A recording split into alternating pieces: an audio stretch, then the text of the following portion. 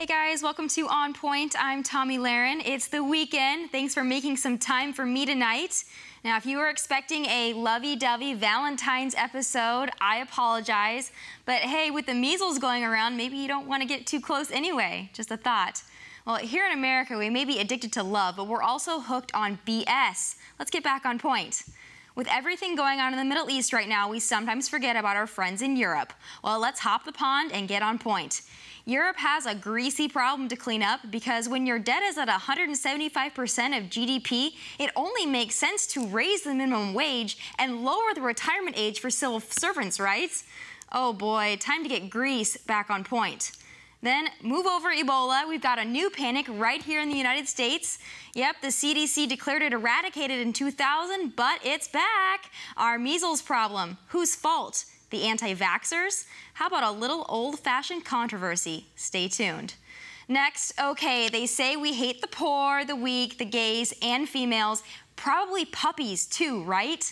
Oh geez, let's debunk some of those myths about the GOP. My road to CPAC 2015 continues. Ride with me. Finally, you going up on a Tuesday?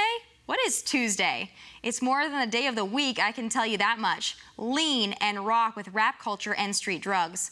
But first, presidential war lies, standing ovations, and the great waste of everything. What could I be talking about? Probably our shaky stance on national security. Now, the Pentagon unveiled its $585 billion proposal, which ignores the mandated budget caps. But is it enough? Will it do any good? We are not going to compromise on homeland defense. We know that. And at sequester cuts, we probably wouldn't have to. But you start digging into the other pieces, it would probably affect counterterrorism operations a bit, and it would certainly affect our ability to do deterrent presence across the world. DoD leaders say the budget proposal would modernize the force and respond to emerging security challenges without significant changes to the size of the force. Now, the 2016 defense budget is $38 billion more than it was last year, but I don't know if you've heard, we've got some global problems. And when I say global, I mean we literally have our fingers in conflicts all over the world. Now, that's all fine and dandy if we have a strategy, but it seems to me that the defense strategy of this administration is more of a throw crap at the wall and see what sticks kind of game plan. Now, what about Afghanistan?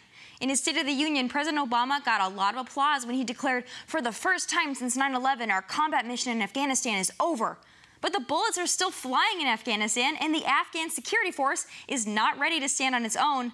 I mean, we can only coddle these people for so long, but when we turn tail and run, we get things like, I don't know, ISIS. Maybe the lesson is tiptoeing around the problem doesn't solve the problem. Is there a difference between ending and winning a war? Let's ask Senior Fellow at the Center for International Policy, Matt Ho. Thanks for being with me, Matt. Hi, Tommy. Thanks for having me on again. Matt, I want to start with Afghanistan. Now, President Obama vowed to get us out by the end of 2016, but some Republicans and even our next Secretary of Defense are kind of questioning it. So for those that have forgotten about Afghanistan, can you get us back on point? Sure. We've been, as most Americans know, we've been in Afghanistan since 2001. It's almost 14 years. And it is our nation's most unpopular war in history.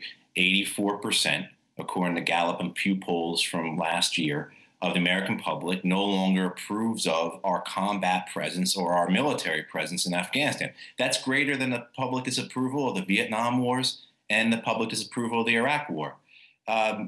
Unfortunately, we have an administration that is just continuing this policy in Afghanistan with no end in sight, no purposes behind it. And Tommy, I think your description just before about throwing crap at a wall and seeing if it sticks, I think you can sum up our policy in Afghanistan, particularly under this president who escalated the war in 2009, very aptly in that manner.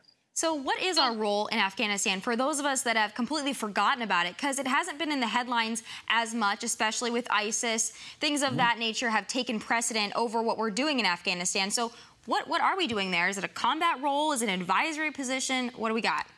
Well, we are withdrawing our troops down from about 30,000. We had a high mark of about 100,000 American troops, about 150,000 total foreign troops. It's passing below 30,000 now, and this year it will be somewhere between 10 and 15,000 troops. They are ostensibly there to train the Afghan security forces. And you scratch your head and wonder, why are they continuing to stay there? Al-Qaeda left Afghanistan in 2001. Afghanistan, the government is incredibly corrupt. The Afghan people have suffered through three very, very illegitimate elections. This last election took place. They're never even going to release the number of ballots cast. They're never going to release any numbers of that election. So if you believe anything from this administration about our troops being there to support democracy, that's simply not true. It is one of the most corrupt nations in the world. And Matt, for a lot of people, when we say things like we're trying to perpetuate democracy around the world, we come to these wars in the Middle East that we are fighting, even if we're not fighting them full force, we have a combat role or some kind of a role. I know a lot of Americans are sitting at home saying, can we bring democracy to the Middle East? Is it a goal that is simply unattainable and we're just wasting time, money, troops? I think our efforts over the last 14, 15 years to do so have been for naught. All you have to do is look at, and you can look at a newspaper, watch the news. It's continuously, as we have pumped more troops, as we have spent more American money in the Middle East, we have seen just greater chaos, more wars. We have a policy that has been in place for decades now in the Middle East of what can best be described and most graciously described as inept meddling. Princeton University calculates that, and they're going to update this a bit because when they put it out in 2007, the number was $8 billion. But you can estimate now that since 1976, under President Carter, the United States has spent $10 trillion in the Persian Gulf.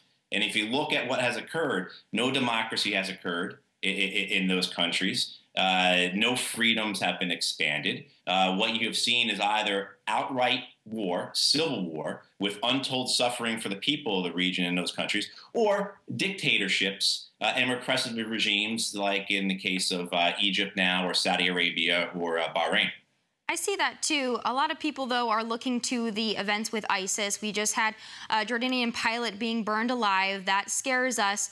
Do we serve a role in just taming things down? If we withdraw from Afghanistan, are we going to have another Iraq-style collapse and groups like ISIS are going to metastasize across the Middle East? Do we have some kind of a role in just keeping things at a relative level of calm in any way we can? Well, you know, I think, Tommy, our problem has been that by entering into these conflicts, either, say, jumping into the middle of the Afghan civil war that had been going on for decades before 9/11 occurred, and picking sides, trying to choose winners and losers in a 3-decade-old civil war at that point, rather than just focusing on Al-Qaeda, we have made the situation worse. As we have pushed more foreign troops into Afghanistan, as we have backed a corrupt government in Afghanistan, the Taliban has only gotten stronger and larger. And the same thing, you look at Iraq. Before we invaded in Iraq, there was no al-Qaeda presence in Iraq. And now you had al-Qaeda, which became the Islamic State. And you have a full-blown Islamic State presence in both Syria and Iraq. And you know what, Matt, I'm glad you brought up Syria, because that's my next question for you. Also talking about civil wars and us getting our hands in places where maybe perhaps they don't belong. Now, Obama's been somewhat vocal about Syria and training the moderate opposition. Now, Matt, I have to tell you, this brings up fears for me, because when we're dealing with nations in the Middle East and we're talking about the moderate opposition and we see extremist groups, I'm wondering, are we training and arming people that are going to eventually turn on us and become the enemy? What do you think about that one? It's already happened, Tommy. And this is my thing, first off, on this term moderate. I went to war 3 times, and I never saw any moderation in war. So this notion that somehow there are moderates in warfare is just a name. But, yeah, it has happened. I mean, you go back, again, to Afghanistan. In the 1980s, we created this notion of holy jihad to get young Arab men to go and fight against the Soviets to defend their faith. Fast forward through the 90s, bin Laden and al-Qaeda, which came out of that, now focus on the United States, primarily because our military presence in Saudi Arabia. And they use the same networks that we built in the 80s to have the Arabs fight the Soviets against us. And that's what we saw when we invaded Iraq. Those very same networks, the logistics and financial networks, were used to build al-Qaeda in Iraq. Those very same networks today are being used to funnel men, funnel arms, funnel money to the Islamic State in Syria and in Iraq. And, you know, very disturbingly, we now have reports of the Islamic State having a presence in North Africa as well as in Afghanistan. And in a lot of these circumstances, we are looking at their weapons and they say made in the USA. So it seems like we're not learning from history here. We arm people. They eventually turn against us. Regimes change. I don't know when people are going to start looking at history and paying attention, but I want to turn out a little bit more domestic, also international foreign policy related, but that's defense spending. So we're spending more money. We're kind of ignoring the budget caps. Is this a good move? Do we need to be spending more money on defense, or are we putting it in the wrong places? What's your take? Well, I think if you look at the acceleration in defense spending over the last 15 years, you have to conclude that this has been wasteful, that this has been geared towards enriching defense corporations, Washington, D.C.-based the Beltway bandits, money goes back into the campaign process. If in 2001, before the 9/11 attacks, our defense budget was $290 billion, about $287 billion.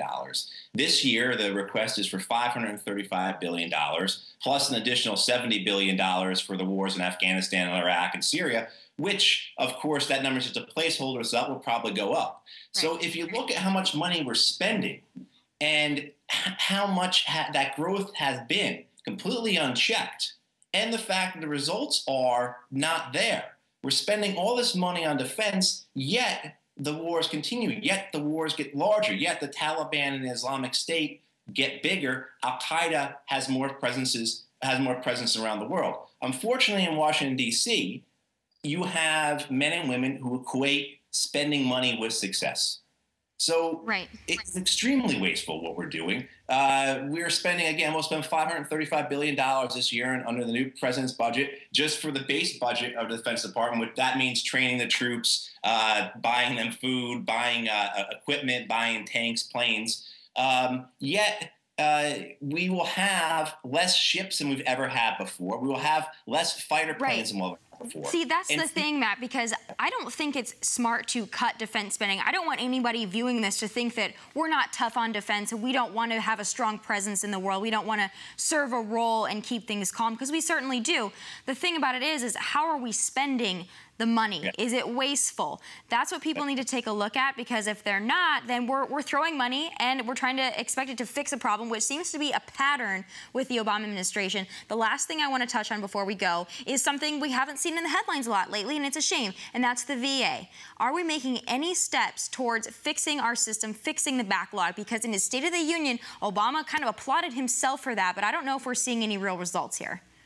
No, I don't believe so. I think what we're going to see happen with this VA backlog, where they did cut down the number of cases that were pending for veterans to receive their disability benefits, they did cut down those numbers quite a bit. But what I think you're going to see, that most of that was wrong. Most of those were done incorrectly. I myself actually am dealing with that right now, where you know, I have my issues with PTSD, and the VA tells me I have no record of treatment for the last 3 years, even though I'm going to the VA for 3 years to get treatment. So I think that's what you're going to see. I think you're going to see that this has been a numbers game, just like so many other instances within the VA. And again, we throw money at the problem. We increase the VA budget when the VA is not working to begin with. And the VA is full of incredibly talented and wonderful people. My doctors and nurses are terrific. However, they work in a system that is incredibly backwards, incredibly dysfunctional.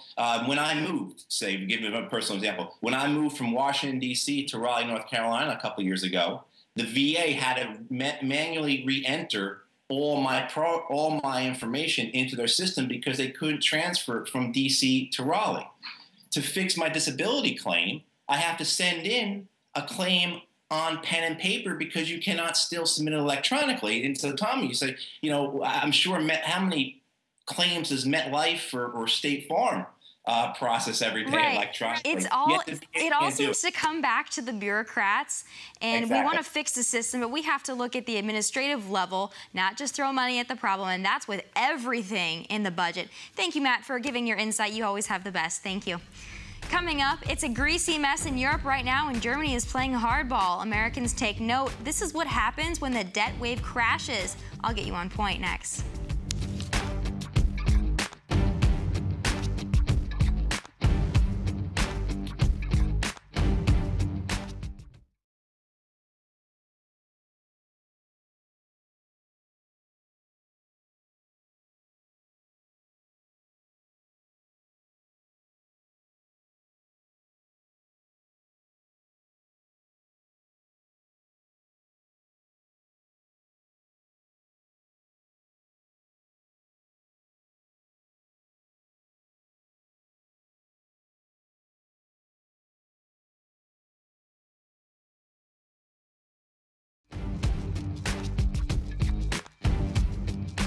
we're interested in minimizing the losses to our partners. And the best way of doing that is by assisting Greece to turn a page, to reform, and to start growing, so we can actually afford to pay back everything with interest. So would it not be a splendid thing if we could come to an agreement that reboots the whole situation with a view to linking our repayments to growth in Greece, so that we can ensure that everybody gets their money back? Let's turn to Greece now. The lifeline that's kept Greece afloat for 5 years is about to expire, and Eurozone lenders are looking to collect. Problem is, they don't have the funds to cover it. So naturally, they're looking for some forgiveness. At first, the new radical government, Syriza, wanted a debt haircut. Germany said fat chance. Eurozone taxpayers who largely funded Greek bailouts weren't about to give the Greeks a write-off. So now the plan is to swap its debt by borrowing new money through bonds. So is this a winning option for both parties, or would we be better off with a Greek exit from the Eurozone?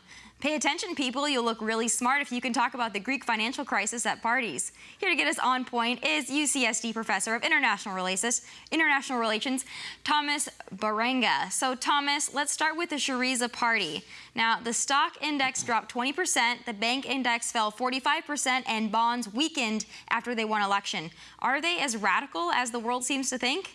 Well, Tommy, they were certainly elected on a rather utopian manifesto. They've promised to increase the minimum wage by 22%. They've promised to increase employment by 300,000. They've promised to write down their debt by 50% and extend its maturity, and to try and persuade their creditors to enable them to repay based on growth rather than the promises they've already made. So most of these promises are probably unrealistic. And I think they divide into sort of two categories. There are the ones that are essentially free for the Greek government to make, in that the burden won't be felt directly by them. So it's going to be the Greek private sector that will bear the cost of paying a 22% higher wage to low-paid workers. And some of their other high-profile promises, like preventing foreclosures on houses worth under $350,000. Again, the burden won't fall directly on government finances. It will fall on the private sector lenders that will lose out. But of course, there might be broader ramifications for the Greek macroeconomy, which could be very negative. Are the Greek people buying this? You said they have some utopian promises. They got elected. Do the Greek people really think that this new party is going to come in, change everything, get the debt written off, and everything's going to be hunky-dory from here on out? The Greek political system is highly fragmented. There are at least 7 parties that won election to parliament in the recent elections. And the parliamentary system gives a big top-up to the party that came first. So Syriza managed to come 1 seat short of an overall majority, despite only winning 35% of the vote. So I suspect that most Greeks, most Greeks did not vote for this party, but nonetheless they've been able to, win power, and they probably have a brief period of time in which people will give them a chance to try and deliver on some of their manifesto pledges. And, they ran on this anti-austerity message, a lot of it aimed towards Germany, to be quite honest, and the measures that they imposed on Greece. We know the financial crisis they suffered a while back. Do you think that the anti-austerity message is the right one? It hasn't been, what they've been doing hasn't been working the best. We still obviously have debt at 175% of GDP. So is austerity the problem here? The problem, I would say, for Greece is that it's locked into the Eurozone. Greece really needed to devalue its currency because it had suffered from a period in which its wages had risen much faster than its productivity. When countries traditionally have got into this trap, they've solved it by lowering their labour costs by engaging in a mass devaluation.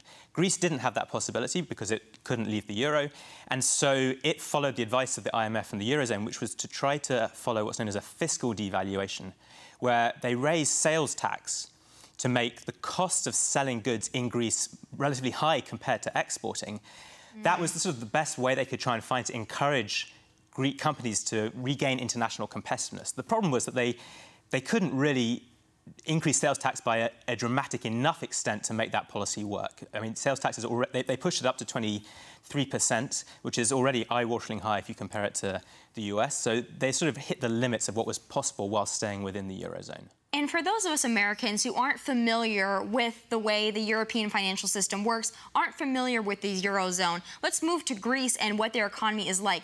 What does the average Greek deal with economically as far as the landscape right now? Obviously, they have high unemployment. Youth unemployment is at almost 50% right now. How is it different from the way we operate here in the United States? So the Greek private sector is actually pretty entrepreneurial. One of the interesting features of Greece is that over 30% of the population is self-employed. That is both a strength and a weakness. It enables them to deal with a somewhat difficult business environment because they don't have to relate to a boss or a manager. But it also makes it particularly difficult for the Greek government to collect taxes because people aren't being issued with W-2s by their employers. They're self-reporting to the government how much they're earning. And so that has been a real challenge for the government in trying to collect enough revenue to pay down its debt. The Greek economy also has suffered from a relatively large public sector. Public sector employees used to be able to retire at 61. They had extremely generous pensions.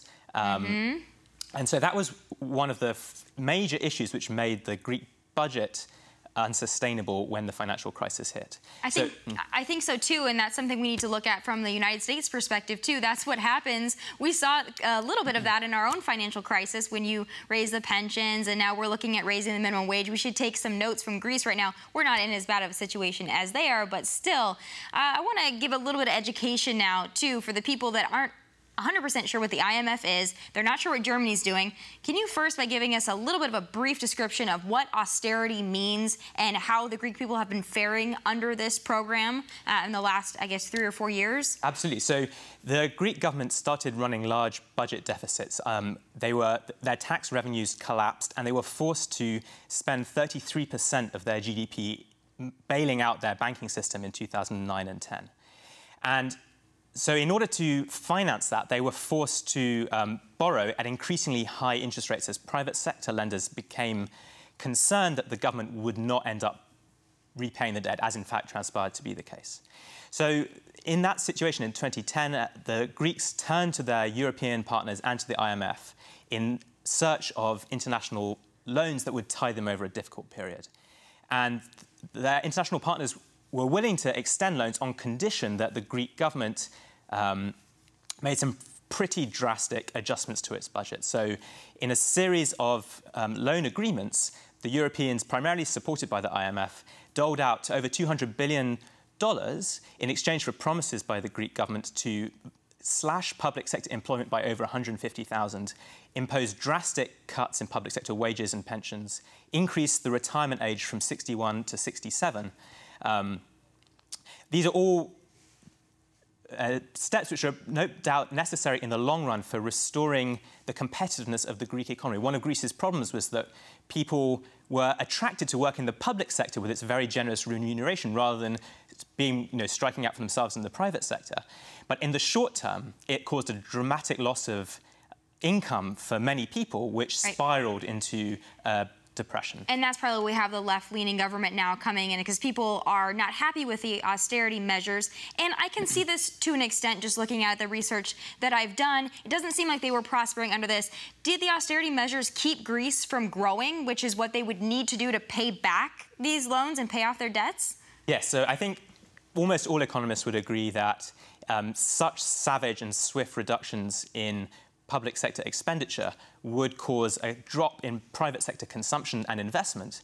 And the problem is that one person's spending is another man's income. And so when people tried to save more and cut back on their spending, that led to a sort of reinforced the massive drop in economic activity in Greece. I will have to see how they do with their negotiations there. Germany seems to be playing hardball with that one, so we'll have to wait and see. But thank you for being here and explaining the incredibly complex Greek financial system for us. Thanks very much. Next, leave it to the media to make an outbreak political. Oh, the measles. I suppose Republicans caused that too, huh?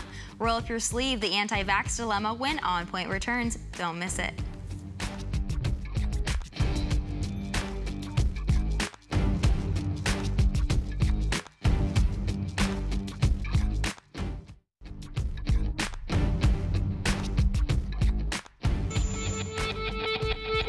The number of measles cases linked to the Disneyland theme park continues to grow. Doctors weigh in and sound the alarm.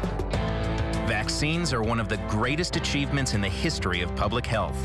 We thought we had measles essentially licked. So why is this disease coming back from the brink of extinction?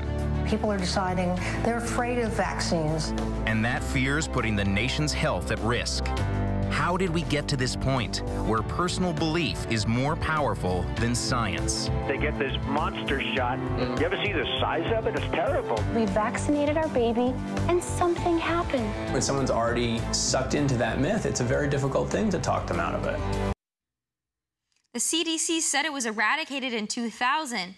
Wait, you mean to tell me the government spoke too soon? Shocker. It started at the happiest place on earth, but now it's jumped the walls of Disneyland and found its way to 14 states. How? I hate to point fingers, but let's get real. It's the anti-vaxxers. Many still cite a discredited vaccine study from 1998. British Dr. Andrew Wakefield claimed a link between the MMR vaccine and autism, but it was based on a tiny sample. The British Medical Journal called it fraudulent, and the doc was stripped of his license. Still, some won't let it go. Now, don't get me wrong, I believe in parent choice, but here's the thing. Measles is so contagious that 90% of people who are not immune can get it from being near a single person with the disease. Those facts change the game. But will science be able to trump personal beliefs? Let's ask editorial fellow for The Atlantic, Carrie Rom. Thank you for being with me, Carrie, from our bureau in Washington, D.C. Thanks for having me, Tommy. All right, Carrie, I want to know, do the facts matter anymore? What's it going to take to change the mind of these anti-vaxxers? I mean, I think if we had the answer to that, then we wouldn't have the crisis that we have right now with this measles outbreak, and the anti-vax movement wouldn't have gotten to where it was. But I mean, the facts don't matter as much as you would think. There's been a lot of research that's shown that when people are confronted with the, as you said, indisputable scientific evidence about what vaccines do and the good that they cause, they still are more inclined to kind of dig in their heels and say that they believe even more firmly that they won't vaccinate their children. Is it just a matter of being stubborn here? Parents don't want to admit that they're wrong. We've got celebrities like Jenny McCarthy saying, no, my kid definitely has autism now because we vaccinated him when he was a baby. Is it just a game of trying not to look bad, trying not to admit your mistakes, admit you're wrong? I think it's more that it's a lot easier to kind of discount a fact than it is to change your entire worldview. And in this study, they kind of found that same idea that people were, even if they internalized the information and said, okay, I understand that, for example, the MMR vaccine doesn't cause autism, they still said they were less likely to get their children vaccinated because it's such a deeply held belief that at a certain point, facts just don't matter. It's an incredibly highly emotional issue. Do you think that that will change when one of these parents, when one of their children gets the measles, heaven forbid they die from it? Do you think that will change their mind? And then are we going to have somebody coming out saying, yes, I was an anti-vaxxer, then it happened to me, and now my feelings have changed? Is that what we're going to need to kick off this movement? I mean, I'm sure there are some people out there who have gone from being anti-vaxxer to pro-vaccination, even if it is, heaven forbid, a terrible tragedy like a child dying. But I think in general, these beliefs are so deeply ingrained. There are even books out there. I was reading an article today about one called Melanie's Marvelous Measles, about, you know, a girl who contracted the measles and had a grand old time. So I think that that at a certain point, like these... It's very odd to me, and it's been politicized. As I said before, we've got celebrities talking about it, weighing in, but now it's come to the point where people's lives are at risk, and to me it seems a little bit selfish. Although you would say, well, they're the parents, they have the right to make that choice, but it's affecting other children. We've had cases right here in California of children who have cancer, and because of their chemotherapy, they're not able to get vaccinated. So they go to school, and then they're around other anti-vaxxers, and then though they have no choice, now they've been infected with the measles. So who should we hold accountable here? Do schools need to start stepping in and stop exempting people from the requirement? What do you think? I mean, there's a saying, my right to swing my fist ends at the other man's nose, and you're right. I think that there is an incredible degree of selfishness here. The CDC has said that I think 26 states aren't at the 95% coverage needed to achieve herd immunity for measles. So it's not just an issue of what happens to one's own child. It's an issue, like you said, of affecting kids who are too young to get vaccinated or too ill to get vaccinated, and adults who are too ill to get vaccinated for that matter. And not only that, but a lot of people don't know that the vaccine, if you haven't vaccinated your kids or if it was too long ago when you were vaccinated, it goes in 2 steps. So one of it goes in 2 courses. The first vaccine that you get for it, it covers you about 90%. The other 5 to 9% of it comes with the second vaccination. So you've got a window there where young children are a little bit unprotected. That's the fear here, because they're still going out in public. They're still playing with their kids. They're going to Disneyland. So I don't know what the solution is unless schools step in. I want to turn now to, of course, this is a political talk show talking about the politics of it, because I've heard a lot lately about Hillary Clinton, Chris Christie, an array of Republican potential 2016 contenders talking about the vaccine. Most are urging people to go get vaccinated. Do you think that that's going to change the message or the game at all when we have our leaders coming out and advocating for the vaccines? It certainly can't hurt, but again, I think that these elected officials and public health officials are kind of caught between a rock and a hard place. On the one hand, absolutely, they should be encouraging vaccination. They can't really sit by and do nothing as this epidemic is going on. But on the other hand, there is that research that shows that this promotion of vaccination will actually have the opposite intended effect on people who have these really deeply ingrained anti-vax beliefs. I think so too, and some people are even talking about lawsuits against parents that won't vaccinate their children. I think that's going a little bit too far, but maybe we should just push for more education, show these people there's nothing to worry about, that there's a difference between causation and correlation, especially when it comes to things like autism. But I just hope this doesn't spread anymore, because health is nothing to mess with. But thank you, Carrie, from our bureau in Washington, D.C., for being with me today.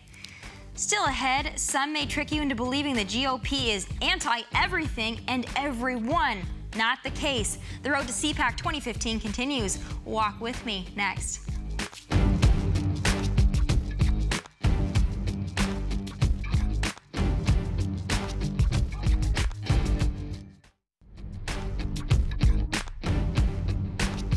Millennials represent a voting bloc, 80 million strong, and they've traditionally been reliably Democrat, but they're increasingly voting independent and self-identifying as independent. Why do you think that is? Well, I think their #1 issue, poll after poll, shows that they care about one thing, the economy. And that's their driving force for what motivates them to the polls, the issue that they care the most about. And obviously, on social issues, they tend to be more moderate or liberal, and that tends to align them more with the Democratic Party. But certainly with the president's track record on the economy the last 6 years, it's not been so well. And so I think that opens the door, at least for Republicans. I want to take this time to make a big announcement. Listen closely. I don't hate poor people. I don't hate black people.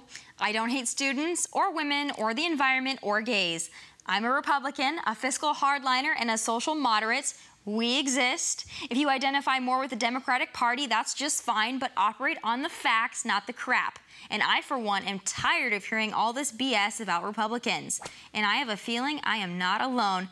Joining me now from our bureau in Washington, D.C. is On Point contributor from Liberty University, Cabot Phillips. Thanks for being with me in D.C., Cabot. Great to be here, Tommy. Thanks for having me. Now, when I sit down with my liberal friends, I hear a lot of nonsense about what the GOP stands for, and I'm sure you do too. So I have to ask you, what's your favorite myth? And let's debunk it together.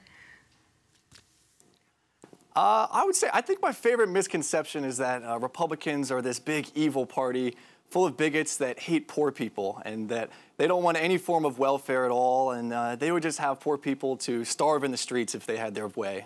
And let's go into that. I firmly believe that a hand up is better than a hand out. And one thing I would like to remind a lot of our liberal counterparts is that Democratic President Bill Clinton was actually a huge advocate for welfare reform. So what do you think that our party needs to do to change that misconception, to change the message, and deliver it to young people that think that we hate the poor? I think it's changing the narrative. For too long, the narrative has been that Republicans simply oppose all types of welfare. And this isn't true. Republicans support a system of welfare that serves as a safety net, that helps people in times of economic distress. But that's not what welfare is now. Welfare has become this great overarching bureaucratic net that serves as people's sole form of sustenance for generations. And the biggest problem with it is that it steals people of their incentive to get a job, and that's wrong. That's wrong to its core. I think so too, and part of the thing that I hope people understand about the Republican Party is that we don't want people to live on welfare, not because we're cold-hearted, but because we believe that when you give someone opportunity, when you push someone to better themselves, to use something as a safety net, but then get off of that safety net, then they better themselves, they have a sense of self-esteem, they're no longer victims, and they can empower themselves and their families. We want that for everyone, that sense of victory. That's what I hope people understand about the Republican Party, but there are so many misconceptions.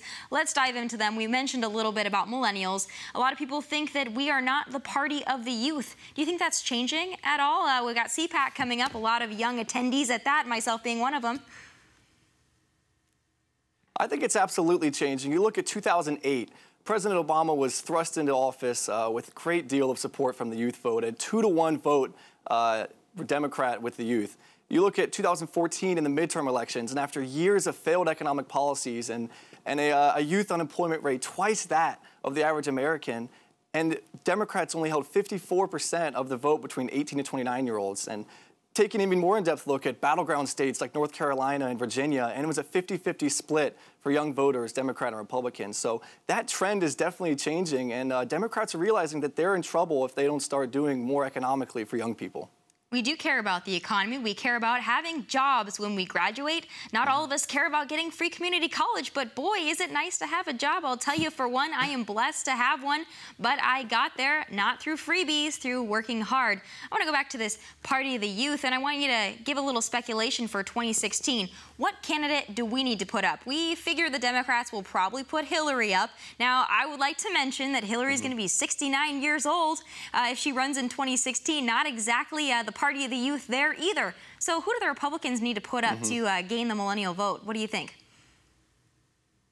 The Republicans need someone who's going to make this about the issues, and it's not going to be about how flashy they are or about how much money they have, but about someone who can connect with the youth and let them know that Republican values, they simply work economically, and that they don't need, young people don't need the equality of outcome, but simply the equality of opportunity. That's what young people want, and I think young people want a candidate who's going to simply get out of their way and let them work. They don't want a government that is going to constantly be meddling in their lives. And regulation has a lot to do with that. Before I move on to that, because it's very important to talk about business here, who's your top runner? Real quick, what do you think? 2016, who are you gunning for?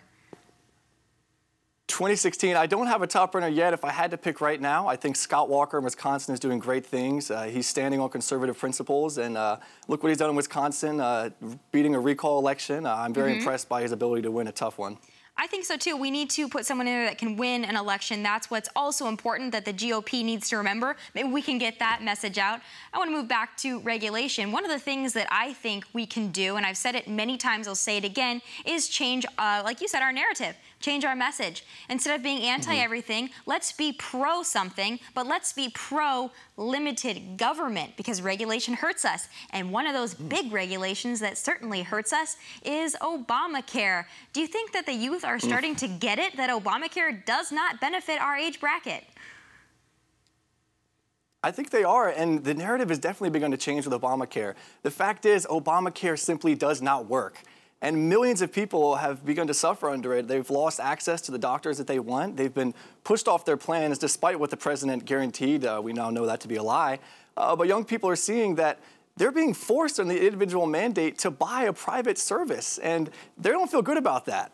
And most of us are, not all of us, but a lot of us are young and healthy, and we're being forced to pay for the people that are older and sicker. So for a generation that they call us entitled, they call us very narcissistic, boy, Obamacare doesn't seem to jive with what we stand for. I hope people will understand this. Take a look at the issues. At the end of the day, as I've said, if you end up being a Democrat, that's fine, but know what you're advocating. Thank you for being here, shedding some light. Maybe we can change some minds, Cabot. That'd be great. Coming up, what the heck does Tuesday have to do with cough syrup? Oh, I bet you've never seen this on a political talk show. Lean with me, next.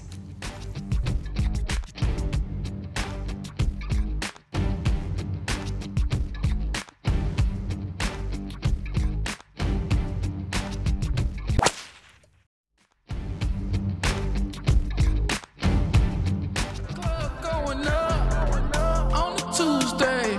Got your girl in the cut, she Tuesday. Club going up. Chances are, if you're under the age of 30, you've heard Going Up on a Tuesday. I personally really like the song, but I listened to it on the radio probably 50 times before I was educated on what the song is really about. See, with lyrics like, working Monday night on the corner flipping hard, made at least 3,000 on the boulevard, I kind of figured it wasn't just a club track. Yeah, it turns out Tuesday is actually code for the codeine-based street drug lean or scissor. How bad could it be? It's just souped-up cough syrup, right? Wrong. No, people die from this junk, and rappers like Lil Wayne and Soulja Boy should take note. Now, I love hip-hop music, and often the struggle is part of the story, but when rap gods are talking about purple drank, does it go beyond entertainment and into the danger zone?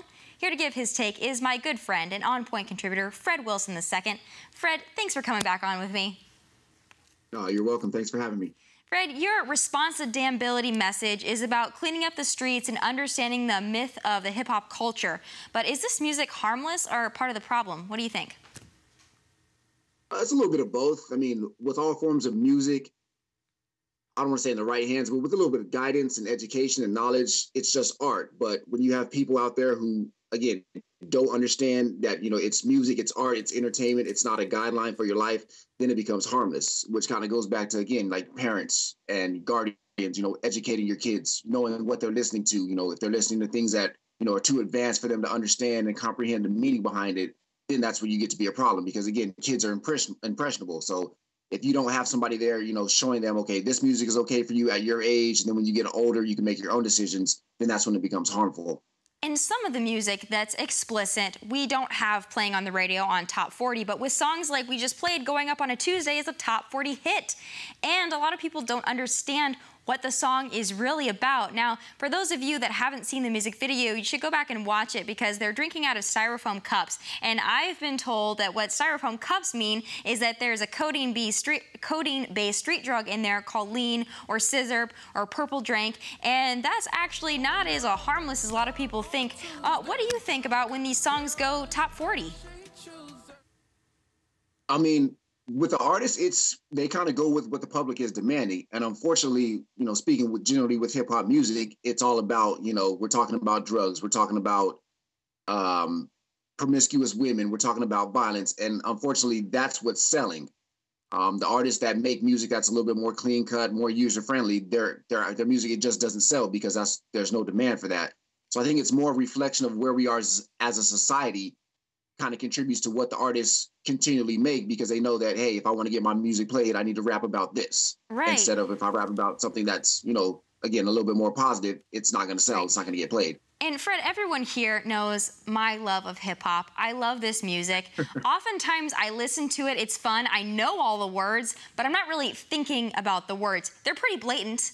As you mentioned, a lot of it, they don't pull any punches when they're talking about sex and drugs and violence. It's pretty clear, but I listen to it more for the beat, more for the party aspect.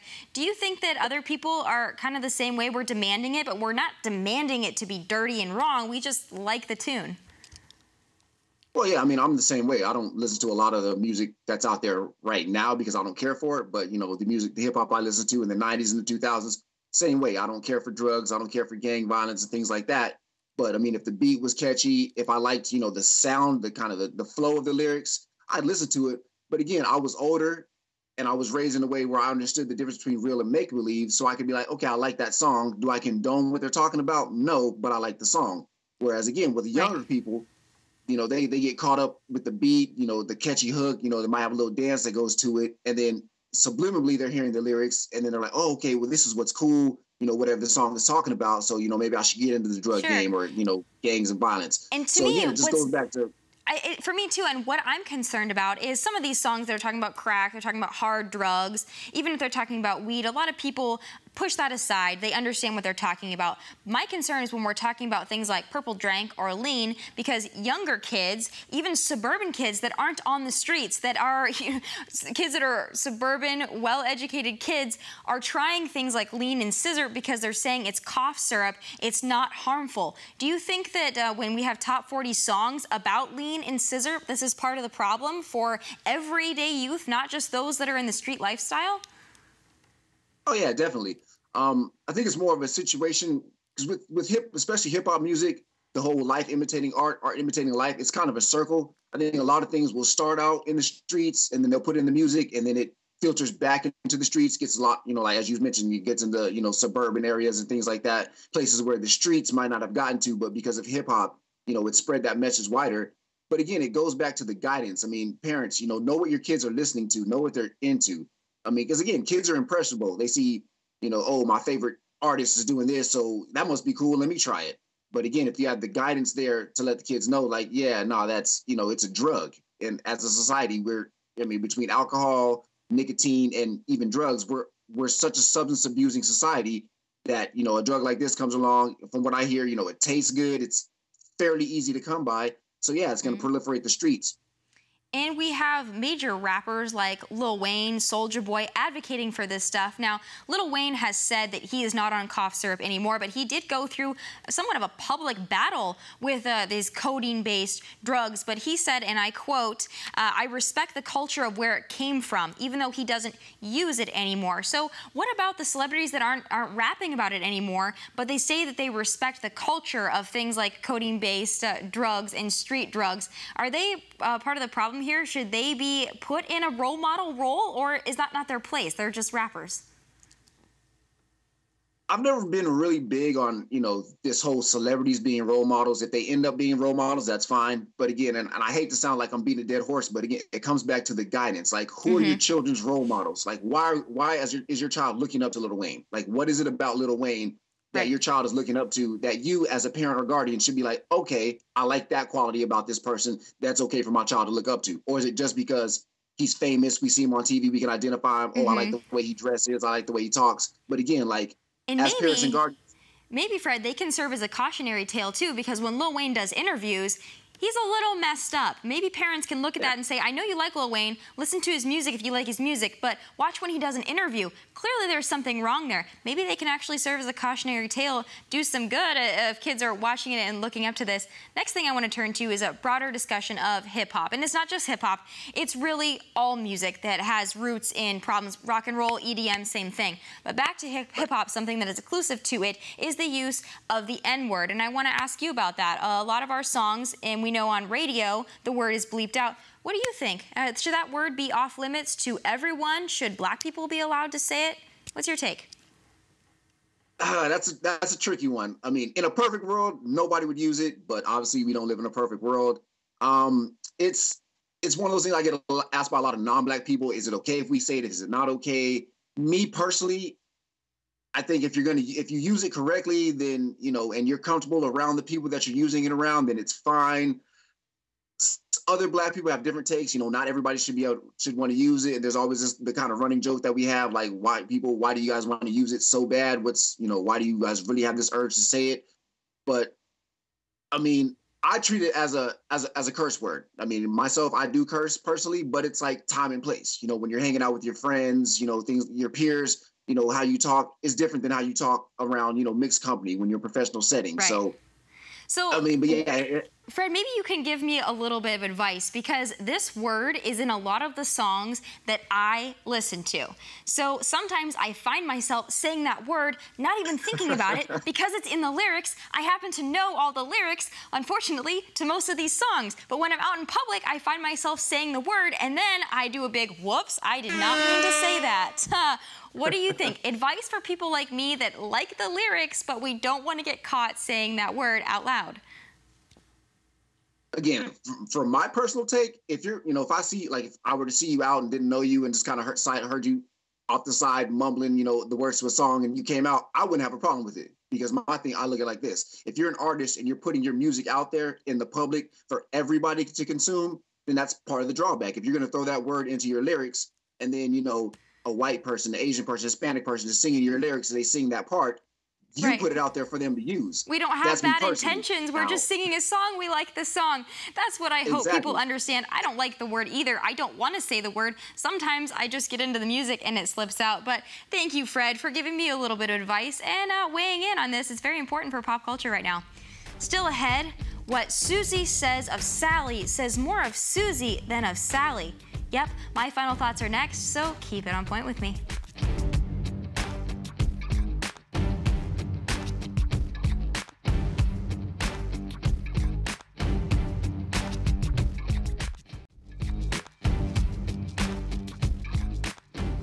Thanks for hanging with me tonight. You know, I'm really lucky because I get about 5 minutes of uninterrupted time each and every week to vent. I call it my final thoughts. Chances are many of you had a doozy of a week too. Time for a cathartic release. You ready? So when I sat down to write my final thoughts this morning, I felt like talking about haters. See, we all have them and they can get us down in the dumps sometimes. Well, wait a minute. Why the heck should we let them? Why waste our time trying to explain ourselves to people who are committed to misunderstanding us? Fact, haters don't really hate you anyway. They actually hate themselves because you are the reflection of what they wish to be. Feel sorry for them. Pray for them. They need it more than you do. But enough about those people. We spend so much energy worrying about rude people that we forget about the good ones. Chances are for every hater in your life, you have about 5 ride or die loyal friends. Let's talk about them because they deserve the words. Loyalty can be really hard to find, but when you find it, it's worth more than gold. Cherish it, return it. True friends aren't in front of you and they don't trail behind you either. There is nothing better than looking to your right and seeing your teammates. They're with you when you're up here and they're still with you when you're down here. When your heel breaks before the show, they're there with super glue, and that's the way this thing works. Let me tell you, I've got the best teammates in the business, fresh to death and always, always on point. With that, thanks for spending your night with me. Remember to bust out your Greek economic insight when you go out tonight. People will be so impressed with how on point you are. And keep in touch with me. Reach out on Twitter and Instagram at Tomi Lahren or email me directly at tomi.lahren@onn.com. I love hearing from you, and you know I always respond. And from my team to yours, make it a great night and take care.